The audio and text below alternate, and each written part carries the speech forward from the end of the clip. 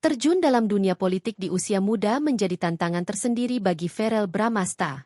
Seperti diketahui, Verrel terpilih menjadi anggota DPR RI Komisi 10 DPR RI untuk periode 2024 hingga 2029. Verrel maju sebagai kader dari Partai Amanat Nasional, PAN. Terkait hal itu, sang ibunda, Vena Melinda menyebut ada perubahan fisik pada putranya sejak menjabat sebagai anggota DPR RI. Vena Melinda menyebut Verrel Bramasta lebih kurus setelah sibuk menjalankan tugas sebagai anggota dewan. Vena menduga kesibukan membuat Verrel Bramasta banyak pikiran hingga lupa makan.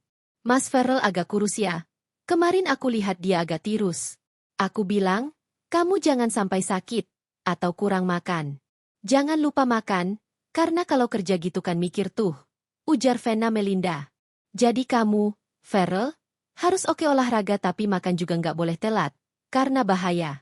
Dia agak kurus sih kemarin," ujar Vena. Lebih lanjut, Vena menduga, penurunan berat badan Verrel Bramasta terjadi karena masih beradaptasi dengan lingkungan baru.